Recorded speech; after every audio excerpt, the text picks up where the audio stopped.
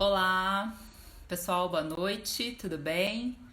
Aqui quem fala é a Patrícia Bernal, criadora aqui do Criei. Bom, tô bastante feliz de começar esses estudos com vocês. Tenho certeza que eu escolhi muito bem o livro pra gente estudar aqui. Essa live também ela vai ser bastante divulgada no LinkedIn. Pessoal do LinkedIn para começar a conhecer os nossos estudos. Bom, o livro Creative Economy Entrepreneurs é um livro que eu não achei ainda em versão português, então eu achei super importante fazer meio que uma tradução desse livro, porque ele é fantástico para os criativos. Para todo mundo que tem alguma veia empreendedora ou que participa de algum, enfim, de um projeto, tá com projetos para fazer pitch, esse mundo que eles vão falar aqui, qual que é o papel da economia criativa. Eu só quero fazer uma introdução sobre para que é, né, qual que é o objetivo dessa galera do Creative Startups, que é uma organização nos Estados Unidos, no qual eu estou em contato também. São bastante receptivos, espero que a gente tenha um bom relacionamento para trazer um monte de coisas aqui pro Brasil também, ok? A ideia deles é acelerar a economia global, da economia criativa de uma forma global. Eles querem, através desse livro, energizar os líderes de todo mundo tiver acesso a esse livro, tiver acesso a esse conhecimento, acesso a Creative Startups, a todo esse movimento. E eles querem também, através, né, desse conteúdo todo do livro, engajar os jovens, construir economias mais resilientes, que nós criativos temos essa característica, né, de resiliência. Obviamente que os mercados que a gente cria, atua e faz acontecer geram muitos trabalhos, tá? E também oferecer uma espécie de formação empreendedora, um olhar empreendedor através de um conteúdo de qualidade. Então, a ideia do livro é exaltar, né, colocar lá, dar uma chacoalhada nos empreendedores criativos que geralmente são ignorados eles chamam de aceleradoras de tecnologia, né? Então, os investimentos hoje, eles vão muito para as startups, para as empresas de tecnologia, que não deixa de ser uma área criativa, não deixa de englobar profissionais criativos, mas os investimentos para ideias criativas dentro do molde de entretenimento, dentro dos outros universos de comunicação criativos que a gente tem, não há investimento, né? Não há um olhar dedicado a essa turma. E eu vou dar aqui o primeiro exemplo, vou mostrar para vocês, vou pegar o celular e vou mostrar para vocês um case muito legal, pra gente poder entender quem que são essas pessoas, quais são essas ideias, tá bom? Então vamos lá. Eles dizem no livro, tá? Eu já tô fazendo uma tradução desse livro de uma forma fácil, com as minhas considerações, para vocês entenderem bem, porque é um livro que nem todo mundo vai ter acesso por causa de quem tá em inglês, não sei o que lá, enfim. Então, um dos nossos papéis é fazer essa tradução também com o nosso olhar crítico sempre. Eles vão afirmar que existe um buraco na economia criativa de publicações, né? Que acabam focando muito na função do criativo, tipo, na atividade do criativo, sempre focando na macroeconomia, né? Não nesses projetos individuais, criativos, que podem gerar muitas coisas. Um ecossistema fantástico, mais democrático, menos... e eles vão colocar aqui uma coisa muito interessante, de que as startups, as empresas querem criar coisas para quebrar outras ou quebrar indústrias, economias, sei lá, dentro da agricultura era feito de um jeito, aí de repente vem um monte de novas tecnologias e tal, e aí de repente um monte de empresa não sabe como começar e tal, umas quebram, as outras conseguem se atualizar. E eles vão falar que dentro da economia criativa, dentro das atividades que os criativos criam, não acontece essa violência no mercado, né? E aí, dentro desses dados, dessas publicações que falam sobre economia criativa e tal, há uma carência muito grande de informação sobre como movimentar a indústria de startups, pensamento criativo, como levar investimento para essas pessoas. Fora os investimentos públicos, né, que a gente tem que aí ficar dependendo dos governos, da boa vontade e tudo mais. O incentivo privado vê um valor realmente, não assim aquele retorno, né? Porque hoje os investimentos estão muito, segundo eles, os investimentos estão muito focados nas startups de tecnologia para resolver problemas de tecnologia, de sistemas, de aplicativos, obviamente na área da saúde muita coisa, tem áreas aí, mas esquecem muito que a área criativa dá lucro, né? Esquecendo o potencial que profissionais da área criativa podem gerar em termos de emprego, de um monte de coisas, e que isso dá lucro, né? Então, o livro é sobre isso, galera. Então, para começar, como que começa o livro? Eles começam contando o case, e eu vou mostrar aqui para vocês que case que é. Eu vou mostrar bem de forma roots aqui para vocês verem, tá, gente? Porque senão ia dar muito trabalho aqui montar toda essa apresentação. Então, vamos lá. Ó, esse lugar aqui era um lugar que era um boliche, ok? Numa cidade chamada Santa Fé, que é no Novo México, a capital do Novo México, nos Estados Unidos. Tá vendo a localização? Ótimo. Essa cidadezinha aqui, voltando, ela tinha esse boliche. E aí o que aconteceu? Esse boliche ele gerava emprego nos habitantes locais, enfim, ele era um lugar de entretenimento das pessoas que viviam lá. E parece que, aqui bem no começo do texto, eles falam que uma pessoa foi baleada por um visitante da cidade. E aí ficou um lugar meio queimou o filme do lugar, né? Segurança e tudo mais. E aí depois disso ele acabou sendo desativado e ficou abandonado completamente. E aí um grupo de jovens, de artistas, e aí tinham dos mais variadas artes, né? Escultores de reciclagem de lixo, especialistas em laser, sound designers, enfim, gente, uma galera muito louca, filmmakers.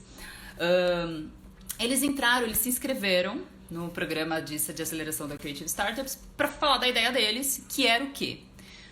Nesse espaço abandonado, eles queriam montar um lugar de entretenimento que envolvesse várias artes criativas para que as famílias visitassem e achassem incrível esse lugar. Era um lugar para você conhecer, voltar no passado. Então, eles fazem muita brincadeira, muitas artes de interação. Só para ilustrar aqui também, vou mostrar para vocês não ficarem cruzando, mas depois vocês entram no site, tá bom? Ó, esse aqui é a empresa MilWolf. Então, eles começaram em Santa Fé, ok?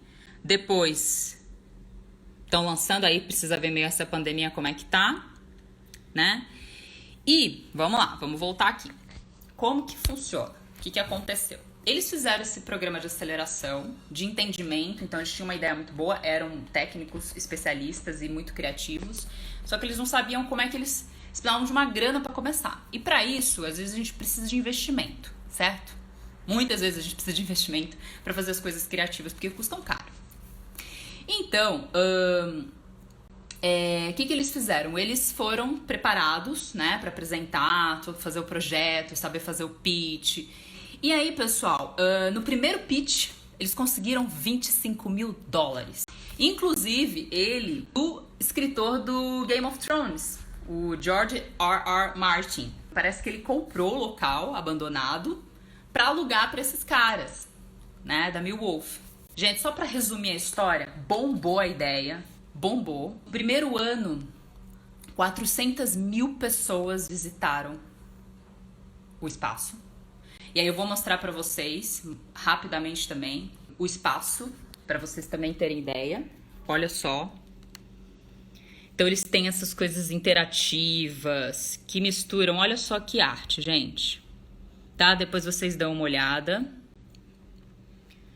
Mas é praticamente um mundo mágico de entretenimento. É óbvio que uma programação familiar vai gostar de visitar um lugar desse, vai comprar ingressos para toda a família. E aí, o que aconteceu? 12 meses, um ano depois, o faturamento foi de $8 milhões. Então, obviamente a gente tá falando do cenário dos Estados Unidos. Isso, põe coraçãozinho se vocês estão gostando. Eu sempre esqueço de pedir, de falar, porque isso é importante, porque parece que aí vai chamando mais gente no Instagram, vai, sei lá, destacando, etc. Eu sei que o cenário é diferente nos Estados Unidos, mas eu acho que a gente tem que começar a pensar como um país de primeiro mundo e como que a gente movimenta e acelera esses mercados. Então, hoje, só para vocês terem uma ideia desse case, que é o primeiro case do livro, primeiro case do livro. Companhia MilWolf, indústria entretenimento, base de operação nos Estados Unidos, Eles hoje empregam 300 pessoas, receita de 10 milhões de dólares anual. E esses são a galera, ó, a turma aqui, tá? Que foram lá, se juntaram, se formaram, por isso que é importante esse conhecimento todo de business, de empreendedorismo. Eu sei que parece que é um mundo muito distante de nós criativos, que é muito difícil, mas o papel do ICREI vai ser ajudar nesse sentido, vai ser prover serviços nesse sentido, prover conexões nesse sentido, porque isso tá faltando e a gente vai fazer isso acontecer com a ajuda de vocês, né? Porque a gente precisa, obviamente, que, primeiro, que as pessoas vejam se há uma necessidade, se gostam da ideia, pra gente poder acelerar todo esse movimento, né? Esse projeto, ele foi uma mistura de arte, de criatividade com tecnologia. A tecnologia tá literalmente envolvida aqui para poder fazer toda essa programação de software, de laser, das interações e de tudo que acontece, plus as ideias humanas, criativas, geniais, ok? E aí eles enfatizam que essa galera se arriscou, se organizou, foi aprender como que faz. E eu sei, gente, que a cultura americana é diferente da nossa, mas a gente tem espaço aqui sim, tá? Vamos esquecer um pouco desse momento de pandemia, vamos pensar daqui a pouco, tá? Vamos se preparar para esse momento, ok? Pode deixar. Vou colocar, acho que na descrição e tal, daí acho que fica mais fácil para vocês. Tem um TED Talk que eu não consegui assistir, que é do Vince Kadlubek, que é um dos criadores, tá? Chama Radically Inclusive Art. E eles também lançaram um documentário contando toda a história, né? Então tem um documentário, tem que pagar, tá no iTunes. E eu vou só passar rapidamente um trecho para vocês, né, verem o George falando do filme. Aqui, ó. This is George R. R. Martin coming to you from my John Cocteau Cinema. Tá travando, que ótimo. Vamos lá. Cinema in Santa Fe, New Mexico. You may recognize me from my crucial part in Meow Wolf Origin Story, the documentary about the birth of the amazing Meow Wolf attraction here in Olha que lugar legal, ó. You haven't seen Meow Wolf Origin? Enfim, o cara foi lá e investiu na turma de criativos. Por que não também, você vê, né? Um escritor aí famoso, uma série maravilhosa, etc. E eu acho que criativos também podem investir em criativos. E olha só o que pode acontecer. Hoje, eles conseguiram, né? No livro fala que depois desse sucesso todo, que eles viram que o negócio bombou, eles conseguiram 20 milhões, é isso mesmo? Será que é tudo isso? De investimentos. Para poder expandir para Denver e Las Vegas. Gente, começou com 25 mil dólares. Vamos pensar que alguém te desse 25 mil reais para você... 50 para você fazer um negócio e falar, ó, deixa eu te mostrar aqui que isso aqui vai dar público. Tem que ter muito peito, né? Porque também é um risco. Pode ser que não desse em nada. Mas deu. E é isso que a gente tem que ter em mente. Pode ser que a nossa ideia seja incrível e não dê em nada, mas pode ser que dê. Pode ser que a gente se juntando, fazendo um projeto, um negócio, tá? Não dê em nada, mas pode ser que aconteça. Só que a gente precisa sair um pouco do amadorismo e encarar isso como um negócio profissional, gente. Tem que ter formação, tem que estudar negócio, não tem jeito. Se a gente quer fazer acontecer, se a gente não quer ficar tão dependente do que acontece, das contratações, dos jobs, eu acho que a gente pode ajudar quem tem essa veia um pouco empreendedora, um pouco não, né? Porque ou você tem ou não tem, ou pode experimentar, você pode ser um fornecedor, você pode ser um parceiro de um empreendedor criativo. Vamos abrir a mente. Então, eles vão falar o seguinte, o livro, né? O pessoal do livro, que, desculpa, eu não falei os autores, é a Alice Loy e o Tom Agenson. Eu conversei com a Alice, tá? Eles são muito legais, mas enfim, gente, a gente tem que mostrar muitas coisas para poder conseguir também as parcerias e fazer as coisas acontecer aqui, mas eles são muito abertos, já aviso vocês. Eles acreditam que arte e empreendedorismo tem potencial de liderar o mercado, tá? Se a gente misturar essas duas coisas, a gente pode ser, sim, criativos que vão liderar este mercado. A Lari vai entrar agora. Opa! Lari entrando, tá? Eles também vão falar que a economia criativa é uma economia de sistema, com um ecossistema mais estável que os outros. Oi, Lari, tudo bem? Oi, já tô compilando as perguntas aí. Mandem as perguntas, pessoal. Tá, deixa eu só finalizar esse bloco Claro. aqui. Então, e aí aquele trecho que eu estava comentando aqui, pessoal, que muitas dessas startups, muitos desse modelo do Vale do Silício, essa coisa toda, esse é um dos diferenciais do ecossistema da economia criativa. Ele é um ecossistema que é colaborativo, literalmente, e ele não é colaborativo por interesse de lucrar meramente, né? É o interesse de realmente trazer trabalhos, trazer criatividade, trazer humanidade, entre outras questões. E ele é muito aberto. A gente não quer quebrar todo mundo, né? Não tem essa competitividade. Na verdade, a gente quer mais é que quanto mais a gente trabalhe, mais aconteça as coisas. E aí, para finalizar aqui, e aí eles vão falar que, enfim, tá uma quebradeira toda por conta dessa inovação, tecnologia e tudo mais de muitas empresas, porque quando você vem com uma tecnologia disruptiva também, e as pessoas não estão preparadas, e essa tecnologia é uma tecnologia superior, quem que vai conseguir aplicar essa tecnologia? Por exemplo, agora, no mercado desse meio da pandemia, quem que tem dinheiro para investir, para fazer a transformação digital? Tudo quebrado. Não quebrado, tudo com pouco dinheiro. Né? O faturamento caiu pelo menos. Oi? Tudo receoso, pelo menos. Tudo receoso, não sabe quando volta. Quer dizer, e aí, como é que fica? Né? Então, assim, às vezes as tecnologias elas vêm de um jeito tão disruptivo. Ai, que ótimo, genial, legal, disruptivo. E aí não tem ninguém, o pessoal não tem emprego. Eu não estou preparada para essa tecnologia. Como é que eu formo essas pessoas? Como é que eu convido? Falo, gente, existe agora novas áreas, essas áreas vão acabar. Como? Né? E dentro da economia criativa, isso não acontece de um jeito quebradeira, não acontece de um jeito tão agressivo, né? Muitas vezes, em muitas áreas, a ponto de o governo, né, no livro do Harari, de ele falar que vai ter muitos governos que vão ter que brecar as tecnologias, porque senão vai ser muita gente vai ficar sem emprego, então você vai ter que fazer um puta de uma curadoria até instalar as coisas para as pessoas se adaptarem. Só que dentro da economia criativa, isso não existe esse problema. Né? Todo mundo tá ali junto e as tecnologias todo mundo aprende junto, porque todos são especialistas técnicos de alguma forma. Então é mais rápido para aprender. O criativo que pega o cara que pinta um quadro, se vier um negócio novo, ele aprende rapidinho, porque ele já sabe toda a teoria, tudo. Então, o criativo por si só, ele aprende mais rápido as tecnologias, ele está mais apto a absorver isso de uma forma rápida também. Né?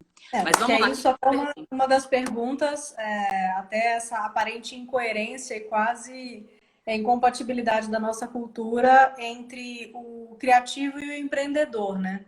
Como é que o eCreate tá olhando para isso? Eu acho que é exatamente a gente começar a entender que o empreendedorismo não necessariamente ele é aquele business multimilionário que tem uma folha de pagamentos enorme e que visa unicamente o lucro, né? Ou fazer uma disrupção no mercado, né? Porque tem os loucos, né? Os viciados. A vida é vender, é você sair na frente, você estourar uma bolha ou criar uma nova bolha, né?